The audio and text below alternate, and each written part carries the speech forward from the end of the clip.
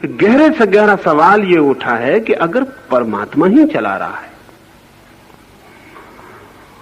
और हम भी नहीं चाहते, और फिर आप तो कहते हैं कि हमारे चाहने से कुछ होता नहीं, हम चाहें भी तो भी परमात्मा जो चाहता है उससे अन्यथा नहीं हो सकता, और हम चाहते भी नहीं कि बुरा कर्म करें और परमात्मा तो चाहेगा क्योंकि बुरा कर्म हो, फिर कौन हमें धक्के देता है और बलात् बुरे कर्म करवा लेता है? फ्रॉम वेयर इज इविल, ये बुराई कहां से आती है? अलग अलग चिंतकों ने अलग अलग उत्तर खोजे। जो बहुत गहरे नहीं गए उन्होंने कहा शैतान है, वो करवा लेता है।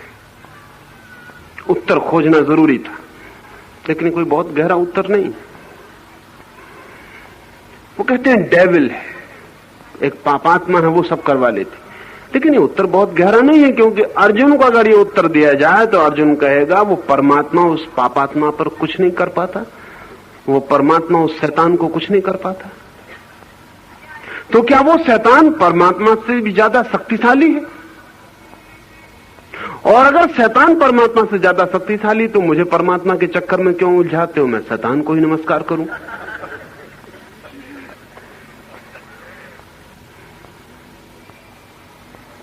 अनेक चिंतकों ने दूसरा एक तत्व खोजने की कोशिश की है कि एक दूसरा भी है परमात्मा के अलावा जो लोगों को पाप में धक्के दे रहा है, लेकिन ये उत्तर न तो मनोवैज्ञानिक है न बहुत गहरा है।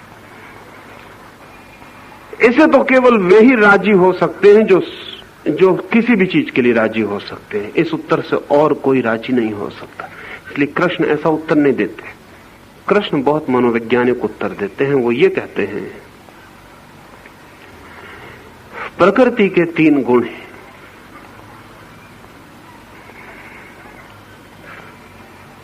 रजस, तमस और सत्व।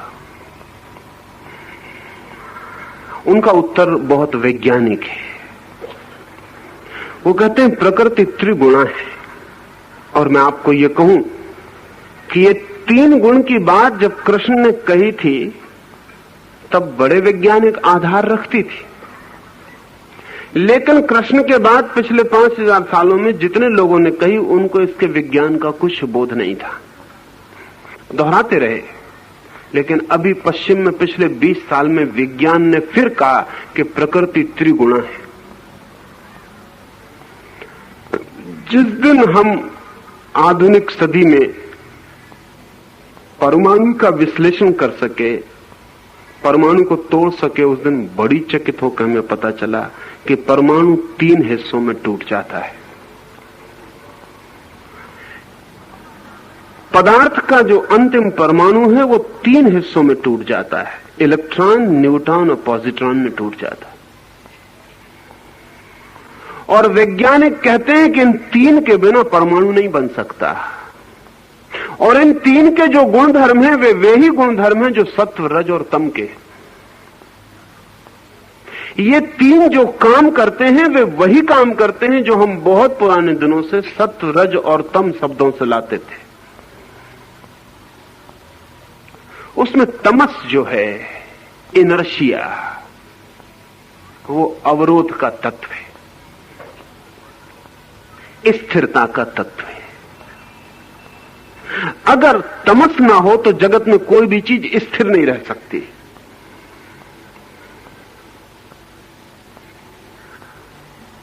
आप एक पत्थर उठा के फेंकते हैं, अगर जगत में कोई तमस ना हो, कोई ग्रेविटेशन ना हो, रोकने वाली कोई ताकत, अवरोधक ना हो, तो फिर पत्थर कभी भी गिरेगा नहीं। फिर आपने फेंक दिया, फिर वो चलता ही रहेगा अनंत काल तक। फिर वो गिरेगा कैसे? कुछ अवरोध, कोई जो रोकता हो। आप भी पृथ्वी पर नहीं हो सकेंगे, कभी के हम उड़ गए होते। वो जमीन खींच रही तमस, ग्रेविटेशन का भार हमें रोके हुए।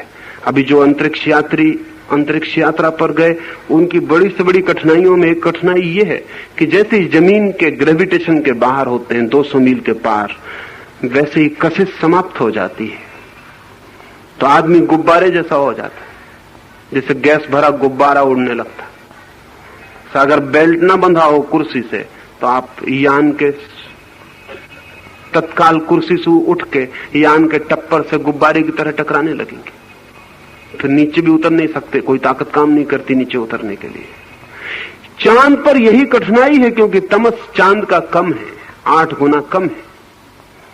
इसलिए चांद पर अगर हम मकान बनाएंगे तो चोर 8 गुना ऊंची छलांग लगा सकता है। फुटबॉल को वहां चोट मारेगा खिलाड़ी तो यहां जमीन पे जितनी ऊंची जाती है उससे 8 गुनी ऊंची चली जाएगी।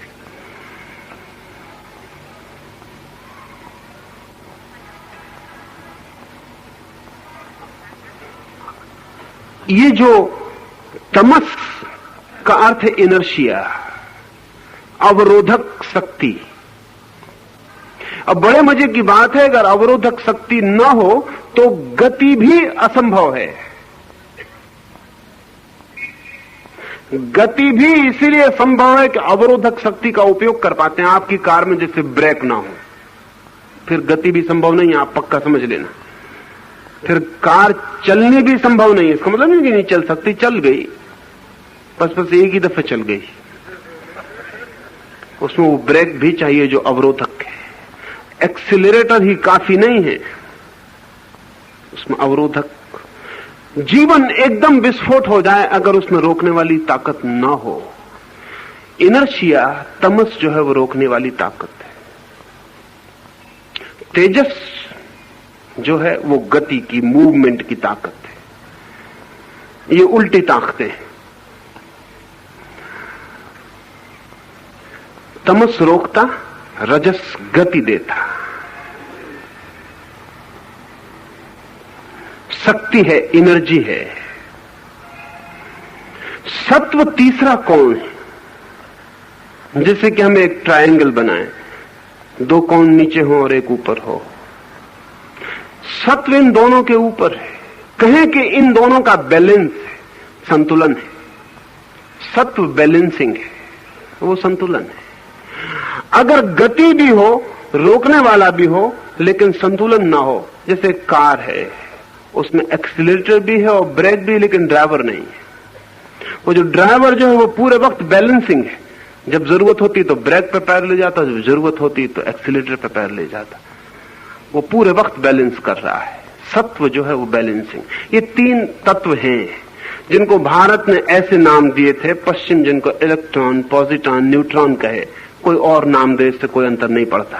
एक बात बहुत अनिवार्य रूप से सिद्ध हो गई है कि जीवन का अंतिम विश्लेषण 3 शक्तियों पर टूटता है। इसलिए हमने इन 3 शक्तियों को ये कई तरह से नाम दिए थे। जो लोग वैज्ञानिक ढंग से सोचते थे उन्होंने रजस, तमस, सत्व ऐसे नाम दिए। जो लोग मेटाफोरिकल, काव्यात्मक ढंग से सोचते थे उन्होंने कहा ब्रह्मा, विष्णु, महेश। उनका भी काम वही है। वो 3 नाम भी यही काम करते। उसमें ब्रह्मा सर्जक शक्ति है, विष्णु सस्टेनिंग, संभालने वाले, और शिव विनाश करने वाले। उन 3 के बिना भी नहीं हो सकता। ये जो इलेक्ट्रॉन, न्यूट्रॉन और पॉजिट्रॉन है, ये भी ये 3 काम करते हैं। उसमें जो न्यूट्रॉन है वो नेगेटिव है, वो ठीक शिव जैसा है, निगेट करता है, तोड़ता है, नष्ट करता है। उसमें जो पॉजिट्रॉन है वो ब्रह्मा जैसा है, पॉजिटिव है, इसलिए पॉजिट्रॉन उसका नाम है। वो विधायक है, वो निर्माण करता है। और उसमें जो इलेक्ट्रॉन है वो न नेगेटिव है न पॉजिटिव है, वो सस्टेनिंग है, वो बीच में है, बैलेंसिंग है। कृष्ण कहते हैं कि मनुष्य के भीतर जो भी घटित होता है, बाहर और भीतर, वो इन 3 शक्तियों का खेल है। इन 3 शक्तियों के अनुसार सब घटित होता है। आदमी धकाया जाता, रोका जाता, जन्माया जाता, मरण को उपलब्ध होता, हंसी को उपलब्ध होता, रोने को उपलब्ध होता, वो इन सारी 3 शक्तियों का काम है। ये 3 शक्तियां अपना काम करती रहती। ये परमात्मा के 3 रूप जीवन को सृजन देते रहते हैं। अर्जुन पूछता है फिर नहीं भी हम करना चाहते फिर कौन करवा लेता है? आप तो चाहते हैं कि जमीन पर न गिरे, लेकिन जरा पैर फिसला कि गिर जाते। कोई शैतान गिरा देता? कोई शैतान नहीं गिरा देता, ग्रेविटेशन अपना काम करता। आप नहीं गिरना चाहते, माना, स्वीकृत कि आप नहीं गिरना चाहते, लेकिन उल्टे सीधे चलेंगे तो गिरेंगे। आप नहीं गिरना चाहते थे तो भी गिरेंगे, पैर पे पलस्तर लगेगा। आप डॉक्टर से कहेंगे मैं नहीं गिरना चाहता था, और परमात्मा तो टांग तोड़ता नहीं किसी की, क्यों तोड़ेगा? इतना बुरा तो नहीं हो सकता कि अकारण मुझ भले आदमी के जो गिरना भी नहीं चाहता उसकी टांग तोड़ दे। लेकिन मेरी टांग क्यों टूट गई? तो डॉक्टर वही उत्तर देगा जो कृष्ण ने दिया। डॉक्टर कहेगा ग्रेविटेशन की वजह से। जमीन में गुरुत्वाकर्षण है, आप कृपा करके संभल के चलें। उल्टे सीधे चलेंगे तो ग्रेविटेशन टांग तोड़ देगी। क्योंकि प्रत्येक शक्ति अगर हम उसके अनुकूल ना चलें तो नुकसान पहुंचाने वाली हो जाती, अगर अनुकूल चलें तो नुकसान पहुंचाने वाली नहीं होती। प्रत्येक शक्ति का उपयोग अनुकूल और प्रतिकूल हो सकता है।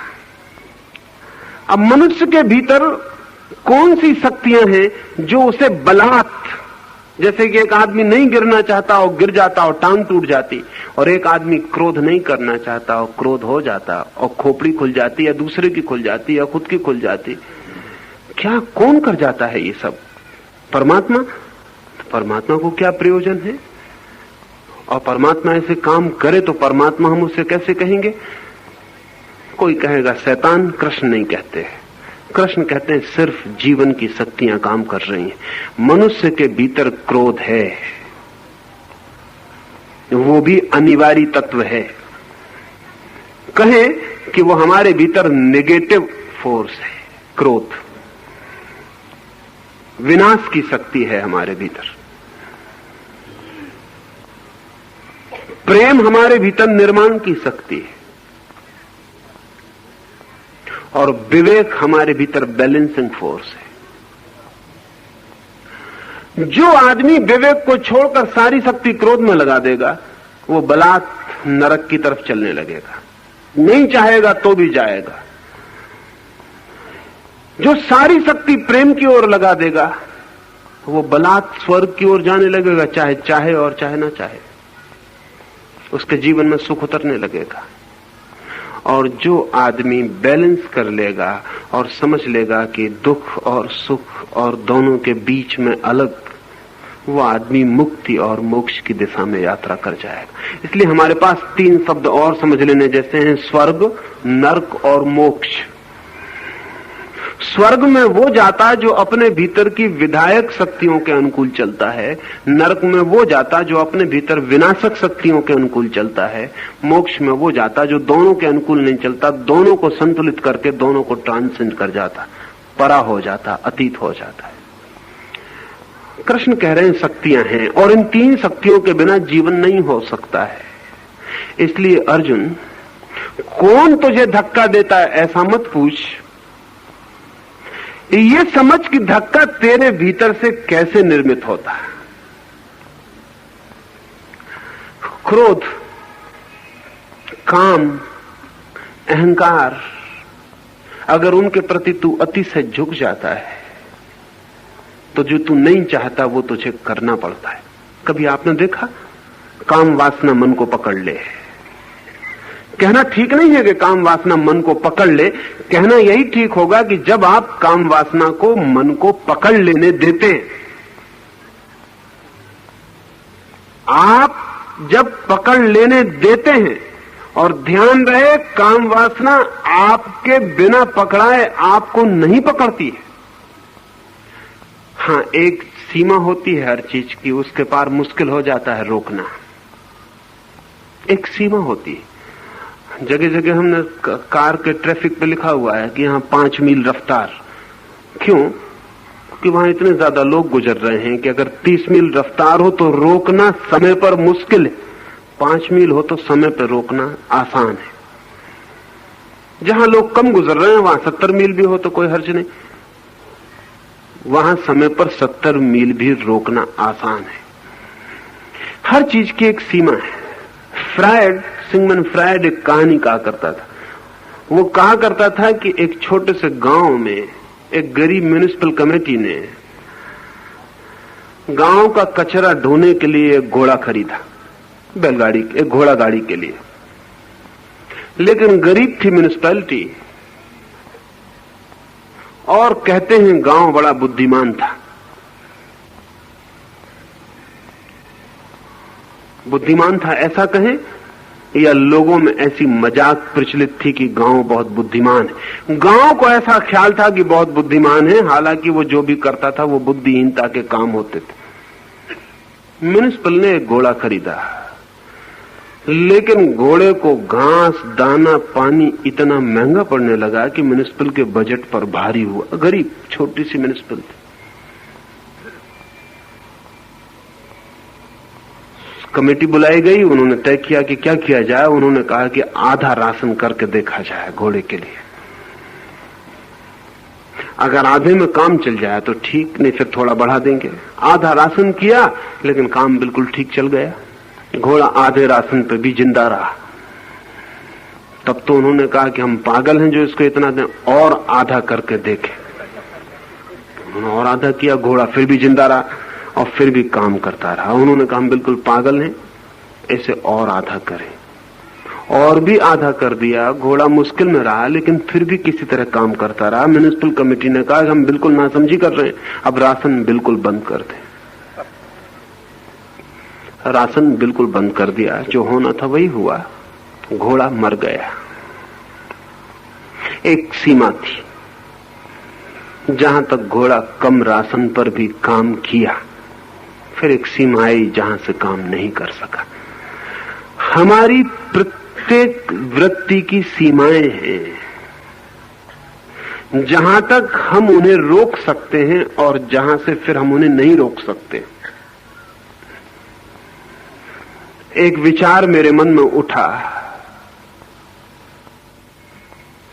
शब्द बना मेरे भीतर। अभी मैं आपको न कहूं तो रोक सकता हूं, फिर मेरे मुंह से शब्द निकल गया। अब इस शब्द को वापस नहीं ला सकता। एक सीमा थी, एक जगह थी, मेरे भीतर विचार भी था, शब्द भी था, ओंठ पर भी आ गया, फिर भी मैं रोक सकता हूं। फिर एक सीमा के बाहर बात हो गई। मैंने आपसे बोल दिया, अब मैं इसे वापस नहीं लौटा सकता। अब कोई उपाय इसे वापस लौटाने का नहीं है। एक जगह थी जहां से वापस लौट जाता। क्रोध एक जगह है जहां से वापस लौट सकता है, लेकिन जब उस जगह के बाहर निकल जाता है उसके बाद वापस नहीं लौटता। काम एक जगह है जहां से वापस लौट सकता है, जब उसके आगे चला जाता है तो फिर वापस नहीं लौट सकता। और ध्यान रहे, बड़े मजे की बात यह है कि उस सीमा तक जहां तक काम वापस लौट सकता है, उस समय तक आप उसको सहयोग देते हैं, और जब वो वापस नहीं लौटता तब आप चिल्लाते हैं कि कौन मुझे धकाया जा रहा है, परवश कौन मुझे बलात् काम करवा रहा है।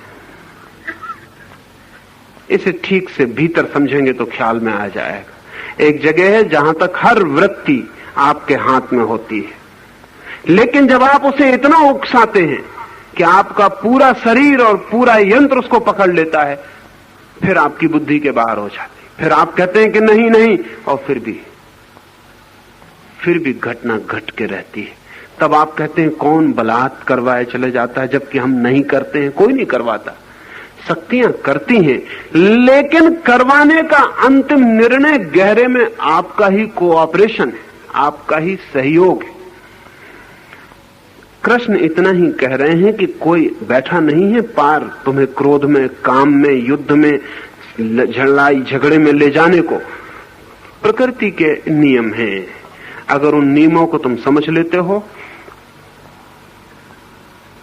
और समता को, संतुलन को उपलब्ध होते हो, अनासक्ति को, साक्षी भाव को उपलब्ध होते हो, विवेक को, श्रद्धा को उपलब्ध होते हो, तो फिर तुम्हें कोई फिक्र करने की जरूरत नहीं। फिर जो भी होगा परमात्मा पर। लेकिन जब तक तुम ऐसी समता को और अनासक्ति को उपलब्ध नहीं होते, भीतर तुम आसक्ति को पालते चले जाते हो, बारूद में चिंगारी डालते चले जाते हो। फिर जब आग भड़क के मकान को पकड़ लेती, तब तुम कहते हो मैं तो चाहता नहीं था कि आग लगे, लेकिन ये आग लग गई है। बारूद का नियम है, धर्म है, वो आग लगा देगी। तुमने चिंगारी फेंकी, चिंगारी का धर्म है कि वो आग पकड़ा देगी। और जब बारूद भड़क उठेगी तब तुम छाती पीटोगे और चिल्लाओगे कि ये तो मैं नहीं चाहता था। कभी आपने देखा एक आदमी हत्या कर देता है। दोस्तोयेवस्की का एक बहुत कीमती उपन्यास है क्राइम एंड पनिशमेंट। उसमें रस्कोल्निकोव नाम का एक पात्र, वो रोज अपने सामने उसके मकान मालकिन जो है, उसकी मकान की बुढ़िया जो मालकिन है, वो कोई 70 साल की बूढ़ी औरत,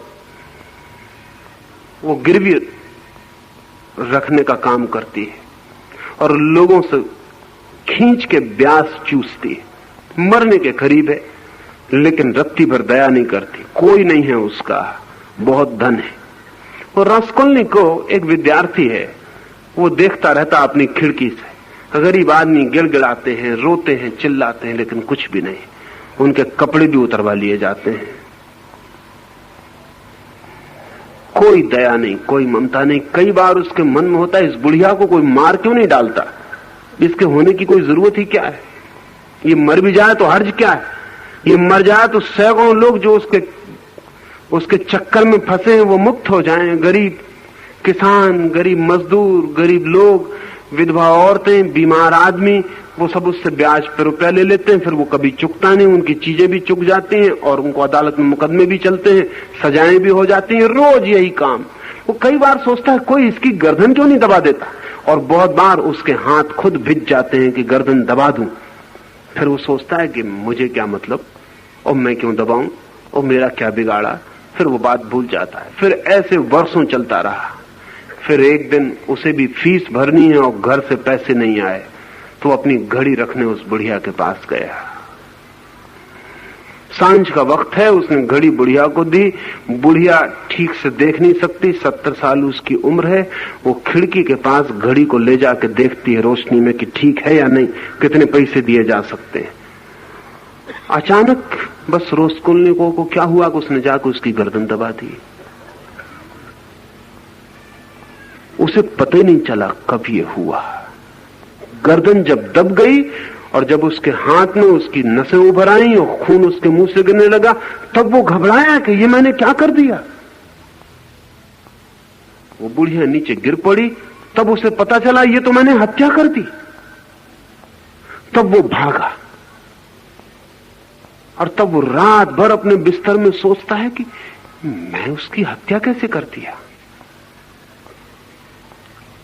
परवश जो अर्जुन कह रहा है कि जैसे बलात् कोई धक्का दे, तो वो कहता कौन मेरे ऊपर सवार हो गया, कोई भूत, कोई प्रेत, क्या हुआ, मैंने हत्या क्यों कर दी, किसने मुझसे हत्या करवा दी, कौन शैतान मेरे पीछे पड़ा है। कोई उसके पीछे नहीं पड़ा है। 2 साल तक उसने सोचा, तैयारी की। 2 साल तक उसने शक्तियों को रस दिया। 2 साल तक हाथ भींचे। 2 साल तक मन में क्रोध का जहर फैलाया। वो सब तैयार हो गया। बीज बोते वक्त किसको पता चलता है कि वृक्ष निकलेगा। बीज बोते वक्त किसको पता चलता है कि इतना बड़ा वृक्ष पैदा होगा। फिर बलात् वृक्ष पैदा हो जाता है। पर बीज हम ही बोते हैं। बीज छोटा होता है, दिखाई भी नहीं पड़ता। मन में क्रोध के बीज बोते हैं, काम के बीज बोते हैं, फिर शक्तियां पकड़ लेती। फिर वो 3 शक्तियां अपना काम शुरू कर देती हैं। आपने बीज बोया, जमीन काम शुरू कर देती, पानी काम शुरू कर देता है, रोशनी काम शुरू कर देती, सूरज की किरणें आके बीज को बड़ा करने लगती। आप हैरान होंगे कि जमीन बहुत कम काम करती है। अभी एक वैज्ञानिक ने प्रयोग किया, नाप तौल के प्रयोग किया कि एक बट वृक्ष को लगाया एक गमले में, बड़े गमले में, नाप तौल के बिल्कुल, इतनी मिट्टी, इतना गमले का वजन, इतने वृक्ष के बीज का वजन, सब नाप तौल के लगाया। फिर वृक्ष बहुत बड़ा हो गया। फिर उसने वृक्ष पूरा का पूरा निकाल लिया और फिर नापा, तो जितना कोई 200 सेर का गमला उसने रखा था, उसमें केवल 4 सेर की कमी हुई। 4 सेर कुल।